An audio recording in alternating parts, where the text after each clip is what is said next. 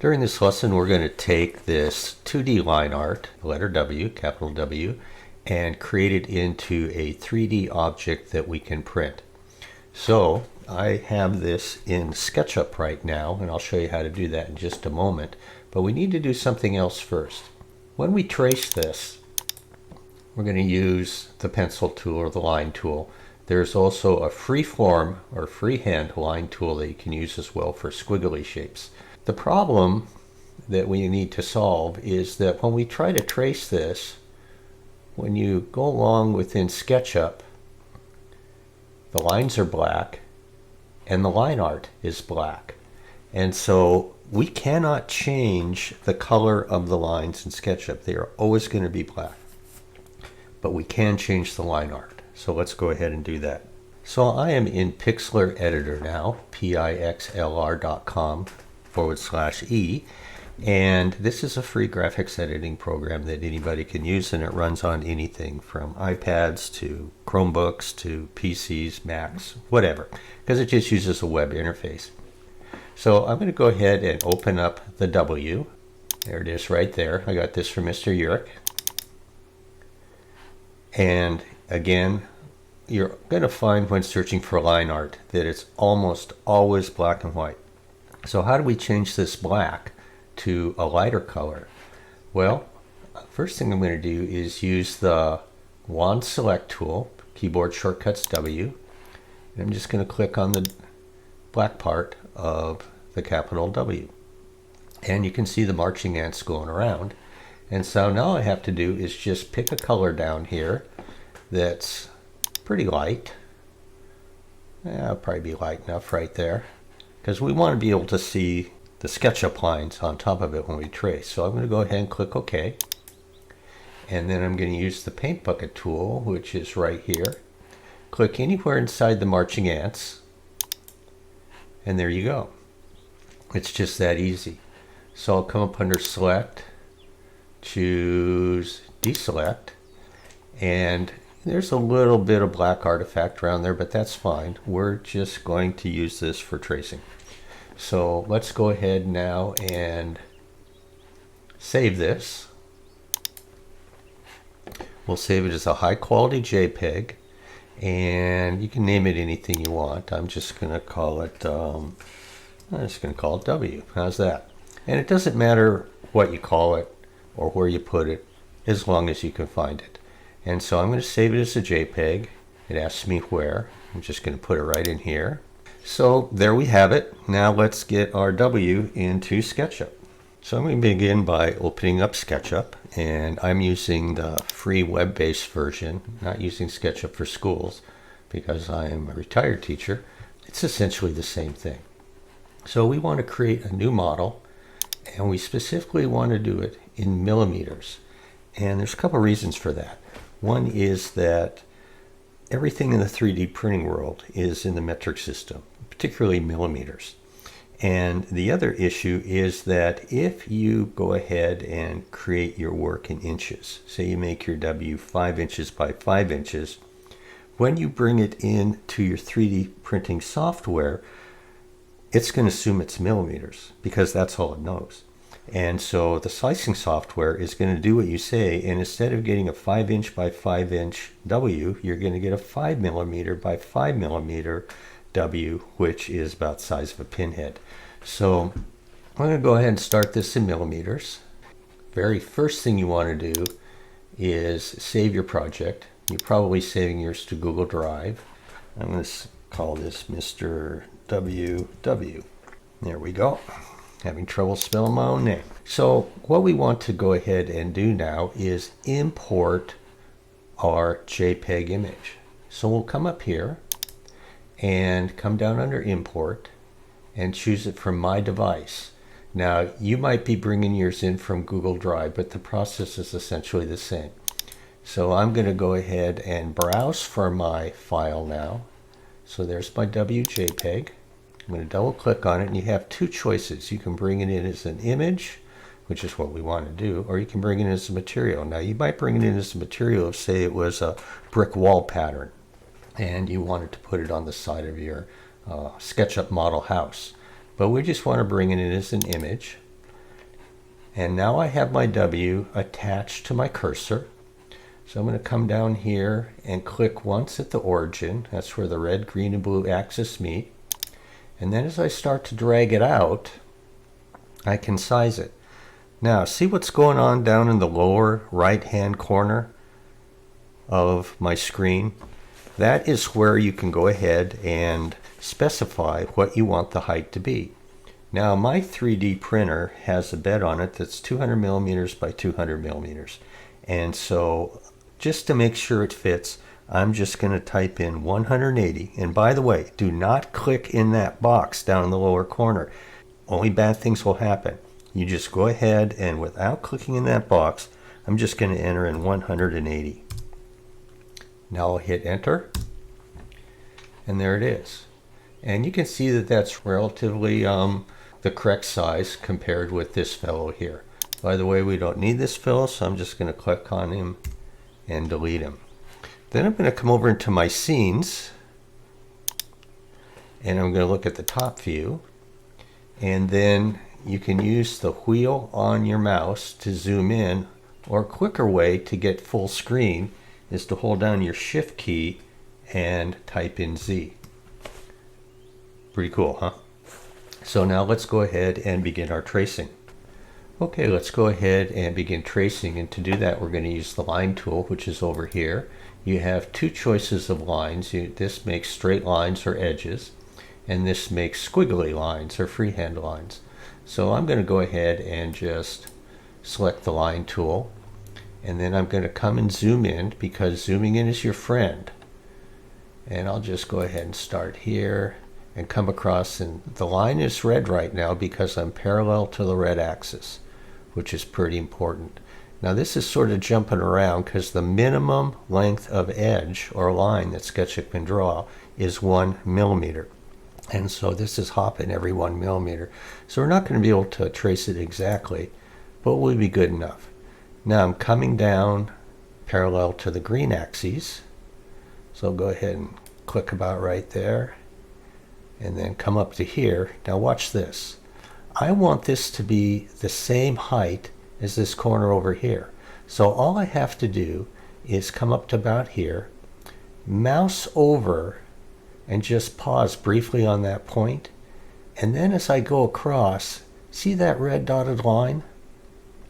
That tells me that when I click, this new line is going to end at the same height as the one to the left of it. So I'll click there, hold down my shift key, hold down my mouse button, pan over, and I'm just going to come over to about right there. Then I'm going to come down here, come across to here, down to about there. You can see what I'm doing here. Over to here, up to here, across to here, down to here. I'm not trying to be super precise. Again, zoom in and out. That is really going to help. And try to stay on the green or red axis whenever you can. Now I want to be on that point up above, right? Oh, let's see here. No, got a little lost there for a second. Again, zoom in, gives you a little more help there. I'm going to come up to here.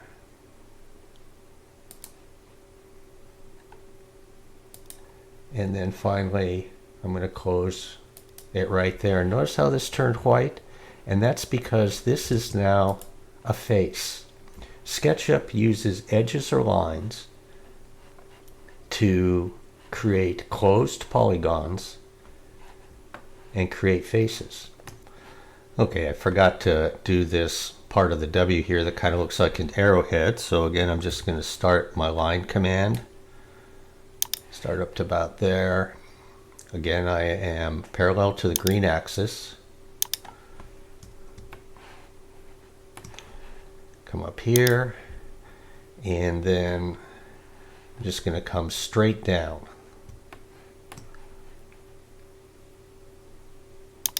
and do that part. And then let's see here, I'm going to connect, say that edge there.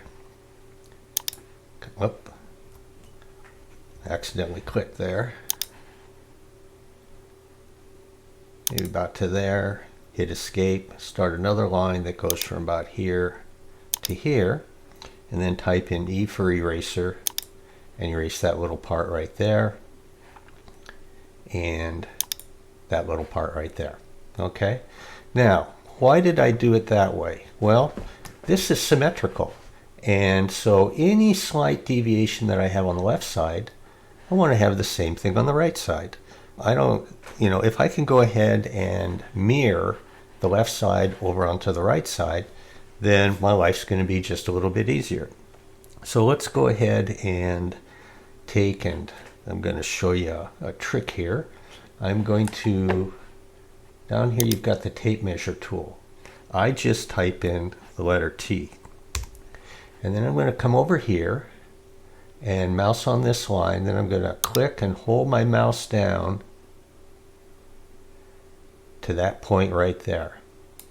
And that is now the half, if you will, of the letter W. So I'm going to now just take, and if you want to cut lines accurately, you just go ahead and split the face like that. E for erase. So I've got that part done. Now I'm going to come down here, type in L for line, go from there to there, E for erase, and I can erase this part right here. And so now we have half of our W, I'm pretty sure. So what I'm going to do now is I want to hide the image underneath. So I'm going to select it, right click, and choose hide. Okay, I'm going to save my work. And it asks us if we want to purge unused items. I usually say no until I'm all done.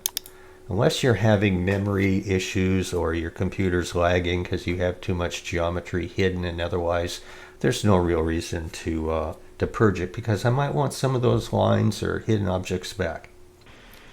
I'm adding this clip into my video because evidently I forgot to show, or I did show how to mirror this left half so that you can save some time, but I edited it out somehow.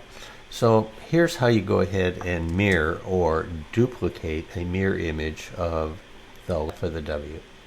So I'm just going to drag a selection rectangle around all the geometry, and I can copy and paste it, or I can type in M for move, click anywhere, start to pull it across, tap my option key, and drag it over here. Now that's just a copy, it's not a mirror. So while SketchUp doesn't have a dedicated mirror button, it does have a scale button. So I'm going to type in S for scale, and I'm going to start to drag this. And you can see I can create a mirror. Now the question is, how much do I do that? Well, the answer is this. It is always going to be -1 as long as you're working with these grips. Now if you look down in the lower right hand corner of my screen, you'll see that my scaling along the red scale is -0.64. Doesn't matter what yours says. What matters is that you always type in, if you want the left to match the right, you type in -1 and hit enter. And we now have a perfect copy. So with that geometry selected, I can now tap M for move. I can grab a point like right here and drag it over here like this. And I now have a perfect W. Now I need to do a little bit of cleanup work, so I'm going to type in E for erase. Actually, before I do that, I need to go ahead and hit the space bar to make sure that I don't have any geometry selected. So E for erase. So I'll erase that line, and this line, and there we go. Now for the next part, we're going to go ahead and extrude or give this a 3D presence using the push-pull tool, because right now it is just as flat as a pancake. Go back to our top view here. This is a face, and when I click on it, you get all those little blue dots, and it's super important that it be a watertight face. That is, if you were inside this maze, you would never be able to get out because there are no gaps anywhere. Let me put a gap in and show you what happens. So I'm just going to go ahead and take a line and draw it across this corner, and then I'm going to use my erase tool to erase these edges on this side, then erase this, this, and this. And you can see now when I click inside, there's nothing there. So I could go ahead and close it again, that is heal it, by just drawing an edge from there to there. But that's just for illustrative purposes. So I'm going to go ahead and undo that work there, get me back to where I was. And so let's now talk about how to extrude it. P is the shortcut for push-pull tool. It's located over here. So I'm just type in P. I'm going to go to kind of a 2D face there, and as I mouse over here, you can see that you get that, and as I mouse over here, you can see that it turns shaded. I'll just click once anywhere inside and start to pull up, and how far you want to pull up is just a matter of personal preference. I'm just going to go ahead and instead of guessing, I'm just going to go ahead and type in, again, don't click in that box down the right. Just go ahead and type in 15 millimeters. And you've now got a solid that can be 3D printed. So now we have a 3D model. So let's go ahead and make this just a little fancier, because really all we have here is just kind of a skeleton of the letter W. And I want to fill in this area here. Here I have a face. If I click here in the middle, there's nothing there because it's hollow. So we'll come back into our top view and let's go ahead and add a face using what we've already done. Now we could go ahead and take and start our line tool and go around to all these different intersections, but SketchUp allows you to create a face, a new face, if you already have some watertight geometry. And that's what we have along here. I mean, this is completely watertight. So I'm just going to type in L for line, and all I have to do is just go from one point to another point, and there's my face. So I'm going to go ahead and delete that edge, and now I've got a face here. And in practicing and playing with this, when I type in P for push-pull, see, I can bring it up like so, but it's not duplicating the face on the bottom side, so that's an easy fix. So just L for line, and then erase this edge on the bottom face, and we now have an infill that is 3D and will print. So basically what that does is it gives us a nice solid model. We have our hole right here. What I think I really want to do is transform this into something just a little more useful. So let's make it a key fob. Whoop, wrong spot there. So I'm going to just type in C for circle to drill a hole. Now you could go ahead and 3D print this and use a drill press or a hand drill to drill a hole for a key ring, but let's just go ahead and not have to bring in any of those other tools, any of those other steps. This is much quicker. It's the right way to do it. And if I'm anything, I'm lazy. So I'm just going to come up and zoom in here. And just going to click there once, and then I'm going to pull it out to about there. Doesn't really matter.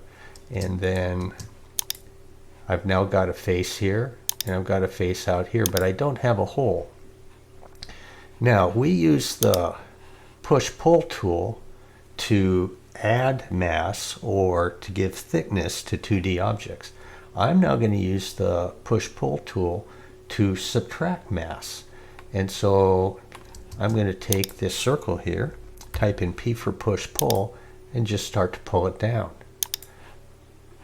And I can go ahead and you can see here that I've taken away some of the what's to become a key fob. However, that doesn't go all the way through. So how do you know how far to go? Well, SketchUp's going to give you a big hint here. I'm going to go ahead and undo that step, click on push-pull, and as I slowly start to mouse down, as I get towards the bottom, oops, I'm sorry, accidentally left click there. So as I start to get towards the bottom, almost there, up there it is right there. So see that kind of dual shading? I've got dots and I've got gray. Over here there's some gray, over here there's dots. That's called inference. That means the circular face on the top is now coplanar with the bottom of the W. So when I click once, I've now got a hole. Let's see here if I can, my mouse acts weird sometimes. Actually, it acts weird all the time. So now I'm completely lost in space. So I want to go Shift Z to get back to a zoom extents. And there's my hole right there. So I've now got a hole there. By the way, these extra lines here, you can take these lines and erase them if you wanted to, but they're not going to affect your model when it comes time to actually do the 3D printing. But if you want to erase them on the bottom, you can, because they're just extra geometry. There we go. So let's see, what else can we do with this? We'll just go back to my top view here. Oops. And I think that's pretty good for now. I'm going to show you in just a little bit how to do something more complicated. But let's just go ahead and take a look now that we've got our model and what we want to do with it and how we can get it into our slicing software for 3D printing. Oops, just thought of another idea on how we can have fun with our project. I've gone ahead and modeled this part so far, but what I want to do instead of turn this into a key fob is turn this into a refrigerator magnet. So you could just take and glue some magnets on the back of it, but that's kind of a bad way to do it. So first thing I want to do is just get rid of this hole. So SketchUp makes that pretty easy. So I'm going to just type in L for line, and I'm going to just draw across the circle here and see how it fills in and creates a face. And then I'm going to just come in here and erase those edges, and the top of the hole is gone. However, the bottom of the hole is not. So let's roll this over. Again, I always have a lot of trouble with my mouse in the web version. I don't know why. So I've got this here, so I'm going to go ahead and delete it. But that just deletes the face, doesn't it? So what I need to do is get rid of these edges here. So I'll click on those edges, hit delete, and now those faces are healed. So how do we put magnets on this? Well, let's just go ahead and come across to the bottom here. I think if I click on the top view, yeah, it gives me the front. So what I need to do is just roll this over. Let's see, let's try that one more time with my crummy mouse. If you type in O for orbit, you get the O. Instead of using my wheel mouse, I'm just going to go ahead and that's not working. What the heck?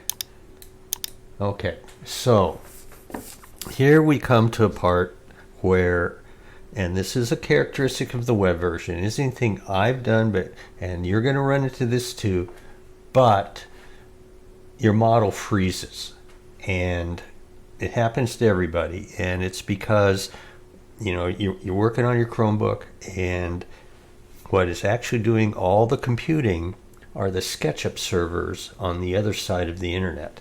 And so what we want to do is just go ahead and save this. Okay, so now it's saved. So now I'm going to refresh the page. And that's just going to bring me back into SketchUp. And so now I can open up my model. And now I can bring it around like so. Okay?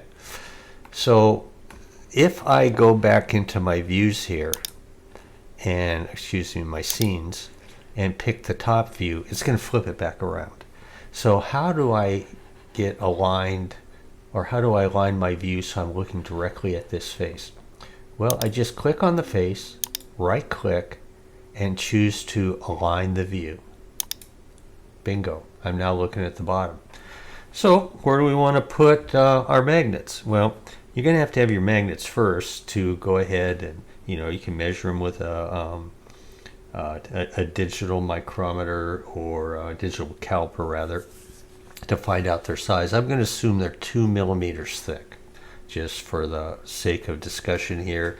And we'll say they're, well, it doesn't matter how wide they are, but what we want to do is make some pockets in the bottom of this so that when it's on a refrigerator, it's lying flush.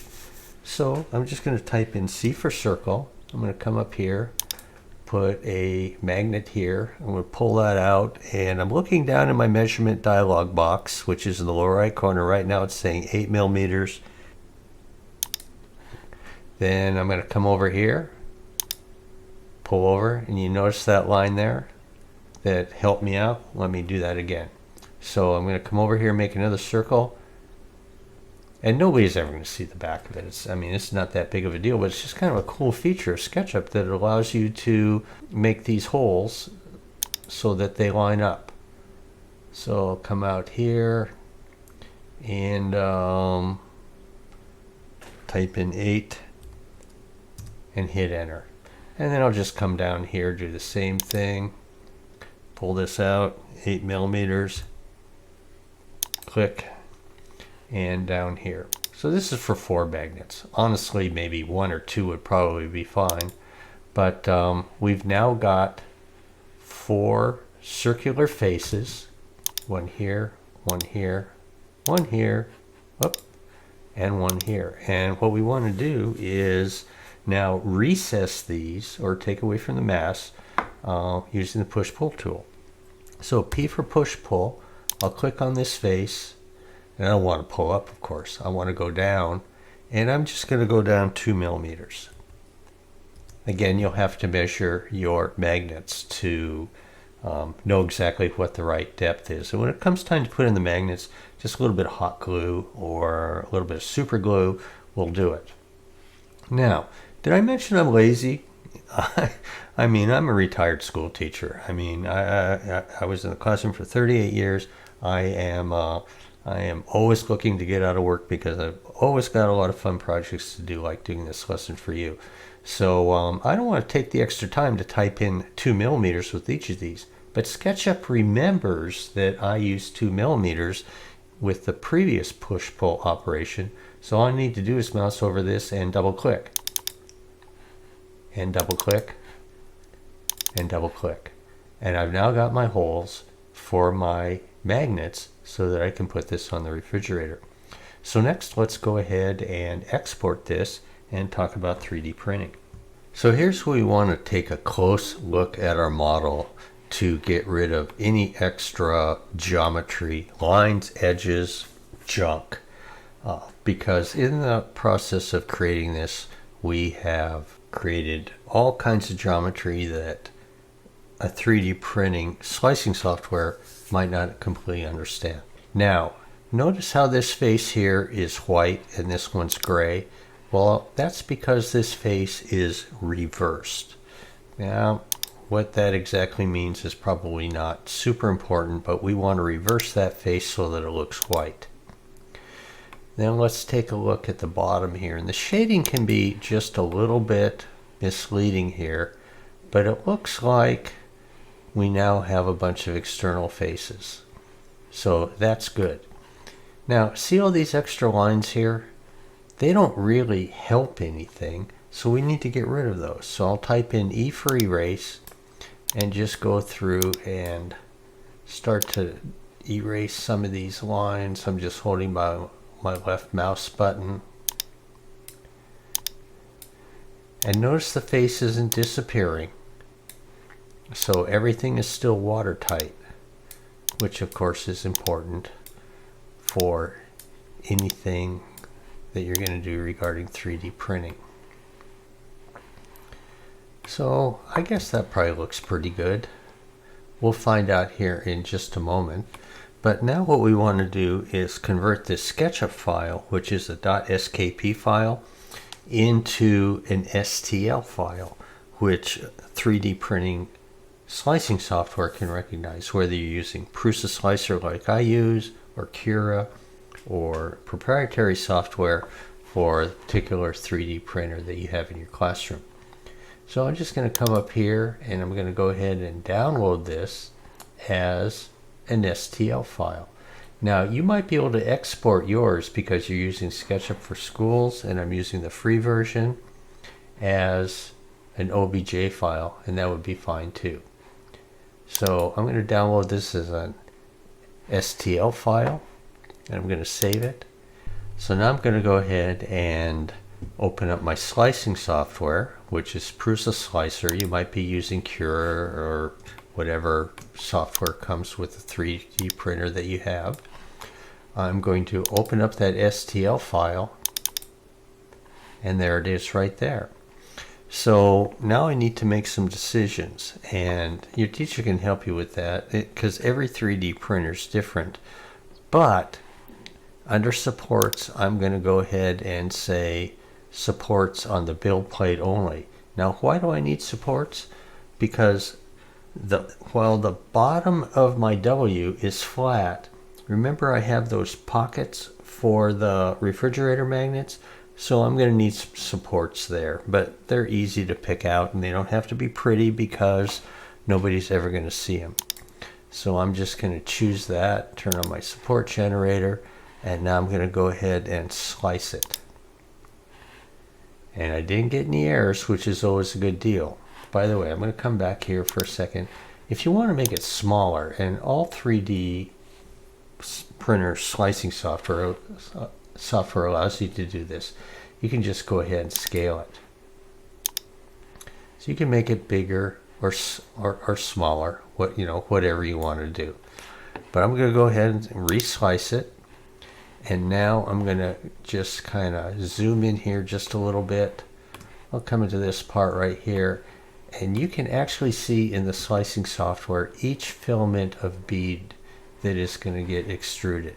And as I come down here, or as I come down, you can see there's different color coding up on the top, but you can basically see that the inside is it's hollow. I mean, it has all of these gyroid infill, but I mean that's okay, because otherwise it would take much longer to print. You wouldn't gain any strength. And right now you can see my the top, if you will, of the magnet pockets. And as I come down here, you can see the perimeters. Yep. There's the perimeters, and there's the pocket. And the slicing software has evidently decided that we don't really need supports here. And so it's certainly worth trying it that way. There are ways you can put in mandatory supports, but we don't need to really worry about that. So we're in pretty good shape at this particular point. So now we can just go ahead and export our G code and call it whatever you want, and as long as you can find it, that's all you really need. So we've now gone through, created our model, converted it into an STL file, brought it into our slicing software, and all we need to do is now take this this G-code file and load it into our printer and see what we get. Okay, let's now make something with some arcs or curves. rather than just straight lines. And so I just did a Google search within images for autos, and let's see. Okay, here, this one will be good. So I'll just right click on that. Looks a little pixelated. Yeah, it's not real big. It's only 800 by 468 pixels, but that's okay because we're just going to trace it anyways. So I'm going to right click and I'm going to save that image as auto. And then I'm going to come into Pixlr to do the same thing that I did before. File, open image. There's my auto, and that looks pretty good. So now I use the magic wand tool to select the line art. I'm going to hold down my shift key to get the tires, and then to get the frames for the windows. Okay, and then I'm going to use the paint bucket tool. And again, I'll just go ahead and use yellow and paint these different surfaces. I'm going to come up, File, Save it. I'm going to save it as a JPEG again, high quality. It's not very big, but that'll be okay because we can scale it up in SketchUp if we want to. So I'm just going to go ahead and save that as auto.jpg. And so now let's jump back into SketchUp. Let's see, where's my tab there? There it is right there. So I'm going to create a new file in millimeters again. And then I'm going to come up and import my image from my device. Again, you'll probably be doing it from your Google Drive if you're using SketchUp for Schools. And I'm going to import it as an image. And this time, I don't care how big well, I should care how big I make it. I might as well try to keep it the length longer than 200. So right there, the height's 500. So I'm just going to type in 250. I'm going to get rid of this guy here. I'm going to go to my top view. I'm going to go Shift Z to do a zoom extent. And then I'm going to go ahead and measure this. So T for tape measure. And I'll just click from here, come across to there. So that is 427 millimeters at this particular point. So that's going to fill up about half of my print bed. So here we are, and at this point I haven't really shown you anything new, nothing different than what we did with W. But now we're going to talk about arcs and circles. Of course, as you know, because you listen to your math teacher, a circle is equidistant from the center for a given radius, and that's that number of points that are around there, so it's a perfectly smooth arc. SketchUp can't make those. So when we type in C for circle and click, and if I pull this out and then we zoom in, we'll see that SketchUp actually makes a polygon. And the polygon actually has 24 sides. And it looks like a circle, but this car, if it had tires with 24 sides on it going down the road, it'd be a bumpy ride. So I'm just going to take and delete that, and this time I'm going to type in C for circle. And you'll notice down in the lower right hand corner after you do this, the default number of sides is 24. If I want to change it to 100 to smooth out the ride a little bit, I'm just going to type in 100. And when I hit return, now I put in my radius. So I'll come right down here. I'll just have to eyeball this as best I can. Then I'll come out to there. And now when we zoom in, if you zoom in a long ways, yes, it is a 100-sided polygon, but it just looks a whole bunch better. Now, let's take and do that again.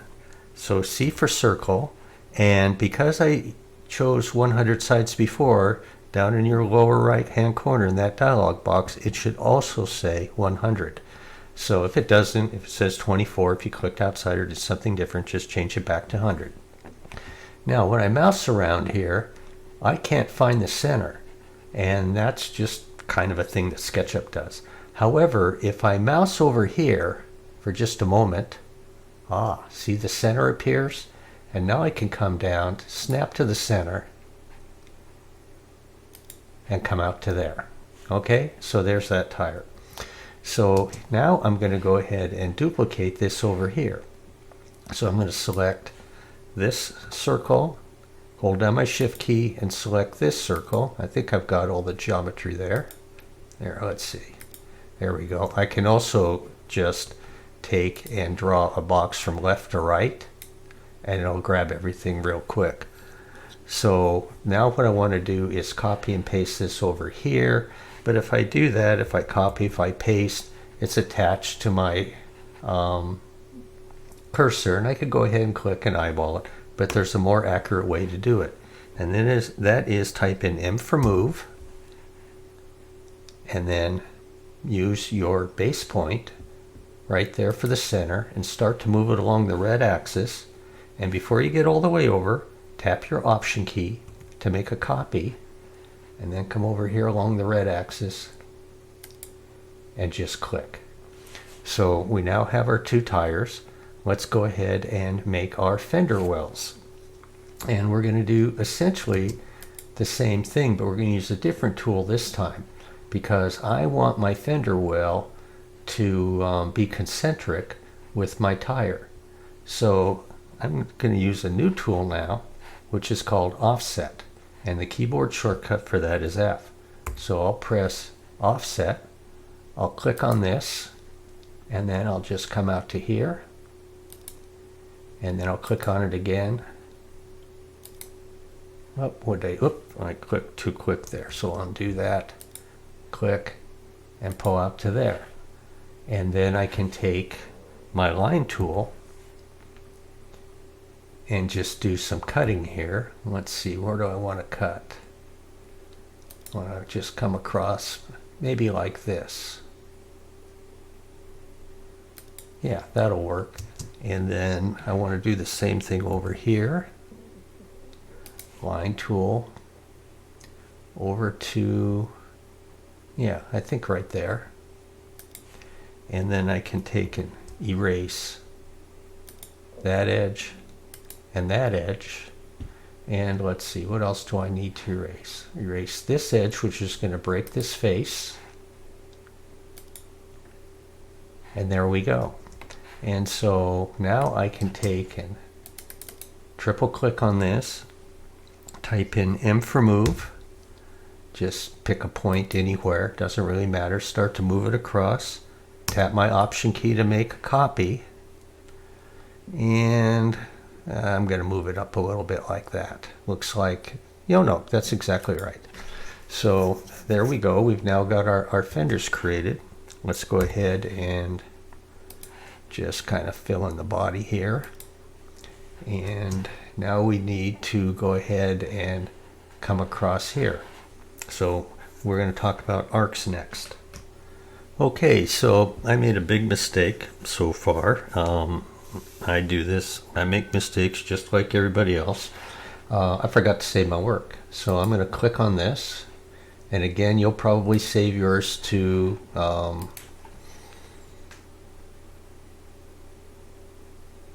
your Google Drive, but I'll just go ahead and call this car or auto. Doesn't matter what I call it, but it is important that I save it. And it's saving right now. And now my work is saved. So if my computer crashes or if I lose my internet connection, hopefully I haven't lost any work. Now to draw the curves on this car, we could go ahead and use the freehand tool, which is right here, and just come into this point and kind of just start to trace. And I don't know, it looks like I'm doing a pretty good job, but it's not very accurate. So I'm just going to take and undo that work, and instead we're going to talk about the arc tool. It's embedded over here, And there are 4 different arc tools, and I encourage you to play around with each to see what they do. But I'm just going to use the basic one here. And to initiate that, I'm going to type in A for arc. I'm going to come in here, and I've got an arc right along here, so it starts about here, goes up along here, probably ends about there. And then I can take and bend it like so. So there's a nice smooth arc, and that's just about as easy to do as you can. I'm going to come into this area here.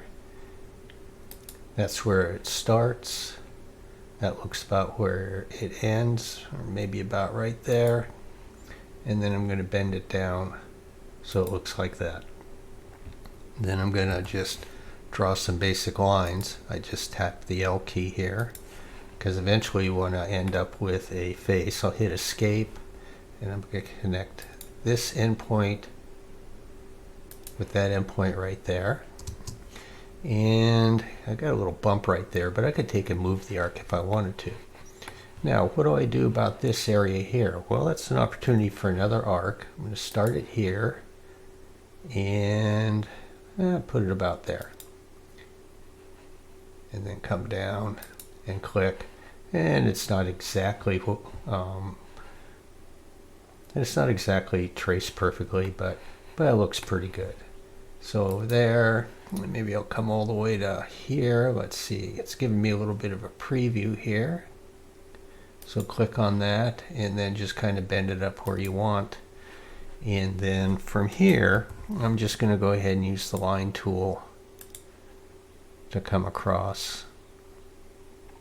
Let's see, maybe about, so remember to zoom in, that's your friend if it starts getting jerky. And we'll come across straight.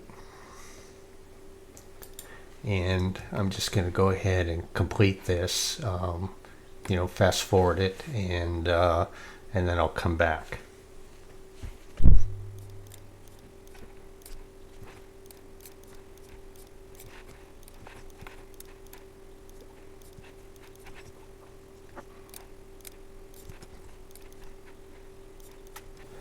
Now, this is a face, and I think it looks pretty good. However, I can't see my windows anymore, can I? So there is a function in SketchUp, and it's one that I use all the time, and it's called X-ray. And I'll show you how you can enable it with the keyboard shortcut X. Right up here at the top, you have your search button. I'm just going to go ahead and type in X-ray. And when I do that, I can turn X-ray on and I can turn it off. But better yet, right here, you see where I entered an X for my keyboard shortcut? So I'll just put an X and go ahead and close it. And now every time I press my X key, I have X-ray turned on, which is really, really helpful. So what I'm going to do is turn on X-ray. And instead of drawing all these curves again, remember, Mr. Westland is just as lazy as they come. I don't like to do anything harder or in a more difficult manner than I ever need to. I'm going to go ahead with X-ray on. I'm going to type in F for offset, and I'm going to click on the body of my car. Whoop. Let's see here. I need to select the face, then type in offset, and I can pull it down to about right there. Now that doesn't completely match the windows, but I don't really care about that. I actually like that better. I think it kind of follows the curves of the car. So I'm going to click on this again, type in F for offset, click up here, and come down like that. Now I've got more lines than I need, but let's go ahead and finish this up. I'll click here, there, and across like that. And then, actually, I'm going to tell you what I'm going to do here. I'm going to click on this line, or this. No, I'm not going to do it that way. That's just going to get too complicated. So I'll just click a line from here down to there. and across to there. And then do the same thing over here. Make a line here, down, even with this point right here. Across to here, up to there. And then, and again, I could use the offset tool to do this if I wanted to. But this is working pretty good. And the reason I'm not seeing the faces is because I have X-ray on. I'm going to turn X-ray off and just kind of eyeball this last window. So L for line and make it even with that edge right there. Come across up to there, and then on this one I'm going to use F for offset. Pull it in maybe to about right there, and now I've got these different faces or surfaces that I can work with. Now my model's starting to get a little unresponsive. That is, you know, when I select different faces here, it's not necessarily deselecting the other ones. So I am going to do what I did before. Make sure your work is saved before you do this. I'm going to refresh the page, which is going to give me a new incident of SketchUp, and then I'm going to reopen it up because I need to do some cleaning up here. For starters, let's see here. This one, you know, now it's just a bunch of erasing.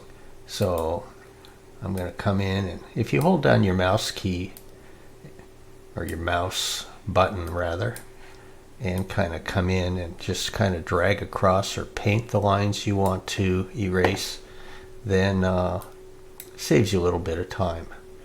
Let's see, I need another arc right there, don't I? I should have gone up a little bit higher. Or should I? I don't know. We'll see what it looks like. Let's see, I don't need these arcs here. Don't need that line.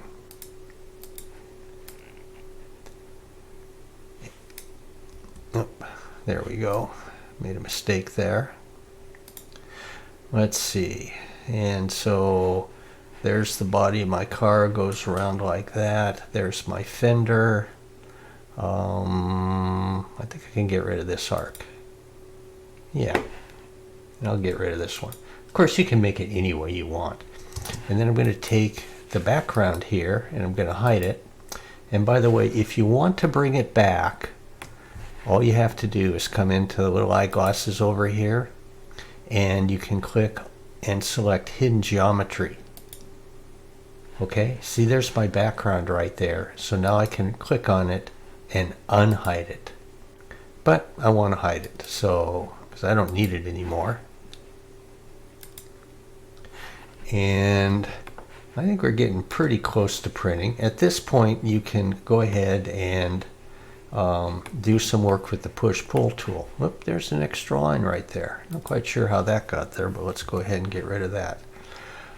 Okay, so now I am going to give the car some thickness because right now all these faces are flat as a pancake.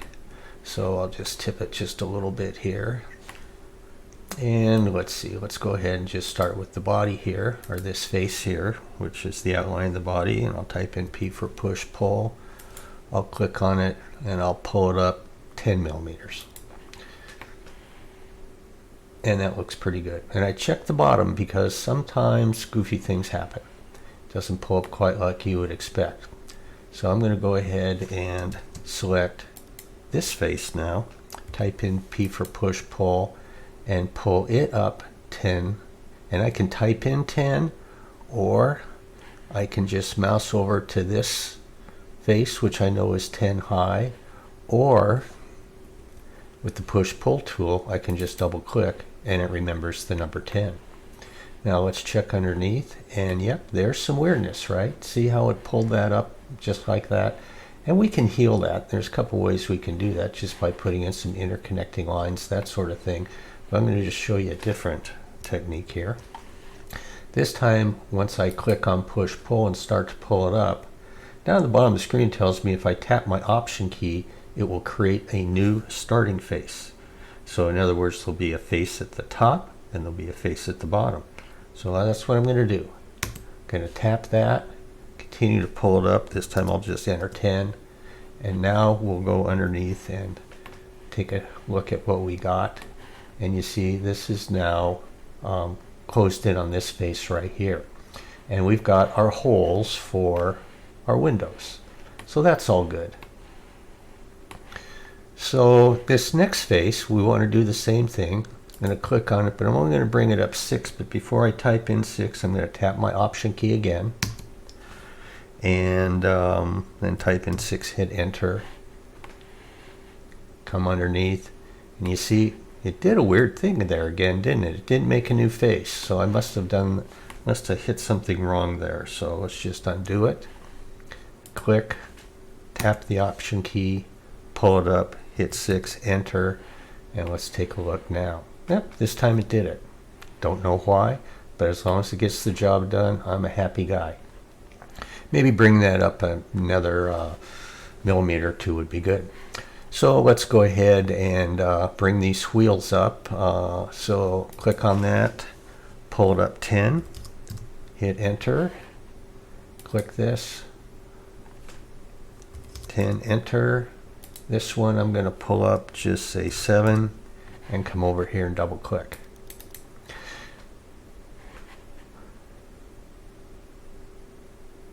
Looks like I triple clicked. So there we go. Is that right? Yep, that's right. Everything is now a solid. So obviously this isn't going to print the way we want it to. Or actually it's going to print exactly like we want it to, but these wheels are going to be separated from the car. So let's just go ahead and fix that. This is how I'm going to do it. Actually, I'm just going to come around here and align my view this way. So I'm now looking technically, I guess, at the bottom of the car, if you will. So now that I'm looking at the bottom of the car, I'm going to go ahead and just put in a couple of thin faces here. So I'll come into here and go from this endpoint. Maybe just up a touch. Yeah, break it up just a little bit. Hit Escape, still in the line command, and come to there. And that makes a face there. I'm going to come over and do the same thing to this wheel. Hit Escape, like so. And so now I'll go to my top view, and we'll spin around a little bit so you can see what we've got. So now I should be able to pull this up. There we go. Select the face, P for push pull. Pull it up. We'll just say 2 millimeters. Take a look at the bottom. Looks good. And come over here, select the face, P for push pull, double click, and it brings it up 2 millimeters. So there's our car. Do I have any extra lines I want to delete? Nothing I can think of. I mean, you could add some lines for doors, that sort of thing, but that's just sort of repetitive and we don't need to do that here. Now we do have those extra lines on the bottom, and so what I'm going to do is align my view and erase the extra lines. Sometimes it makes a difference, sometimes it doesn't. But it'll just take a little while to do.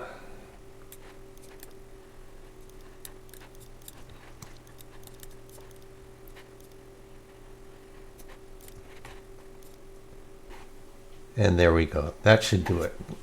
Yep. One right there is a little persistent. Okay, so let's go ahead and orbit this guy around. And it's looking okay. So I'll get my view aligned here. We have our thickness. We haven't lost any faces. So there's one last thing I'm going to do before saving it as an STL file, and that is I'm going to select all. So I can go Command or Control A, or I can triple click on it, or I can draw a selection box around all of the geometry. Doesn't matter. But now every edge and face is selected. So I'm going to right click and I'm going to make it a group. So that takes and locks everything in place. If you want to edit something, double click on it, and now you can just work on it as you would before we made it a group. When you want to, if you made your changes, if you want to just go ahead and click outside, it's now a group again. So I'm going to go ahead and save that. And then I'm going to download my STL file. And then I'm going to jump into my slicing software and import my STL file. And it's a little bit too big there, so I'll click on the scale tool, grab a corner. If you grab an end grip, you know, it starts to almost look like a little Volkswagen Beetle, and the tires get all distorted and everything. So I'll undo that and instead just grab a corner grip, which will scale it uniformly in all 3 axes. And so now I'm going to slice it. And that's looking pretty good. It looks like it's putting down a base right here where the windows are, where there should actually be holes. Did I goof that up in the original model? I bet I did. Nope, there's holes here, so I'm not quite sure why there's a face there, but that's not important. Let's go ahead and just kind of look through here. Let's see, what infill 15%, that's fine. I don't have a brim, I don't have a raft, so, but as you can come down here, you can actually see each of the individual layers of filament. That's the infill there. Oh, very interesting. The bottom is missing. So let's go ahead and go back and look at our model. I mean, it looked okay last time, but just one more look here. Let's see, where's my SketchUp? There we go. We have our faces. I'm going to turn on X-ray here just to see if there's anything really weird.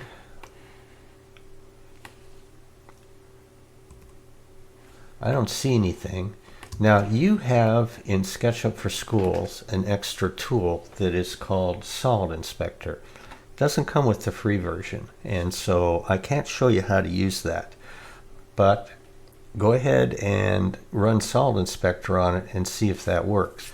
Since I don't have Solid Inspector in the web version that I use Tinkercad. So what I'm going to go ahead and do here is I'm going to download the STL file again. I'm pretty sure it's okay. I think my guess is that SketchUp and my slicing software are not quite talking to each other quite right. So I'm just going to type in TC for Tinkercad and save it. And then if you've never used Tinkercad before, it's available for free. You can log in using your your Google account or whatever. But I'm going to go ahead and import my TC file. So there it is here, an STL file. I'm going to import it in millimeters. And there it is. And that looks okay, but so did the other one before we sliced it. So I'm going to hold down my Shift key and just scale this down proportionally and put it on the print bed. And now I'm going to export it.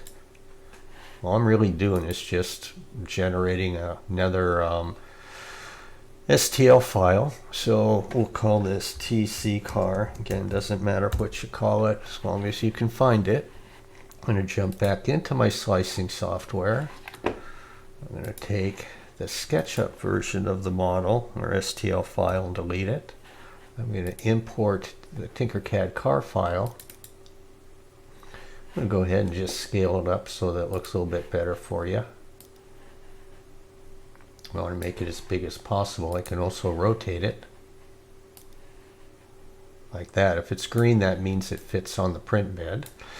And now I'm going to go ahead and slice it. And so far so good. Let's go ahead and look at all the layers.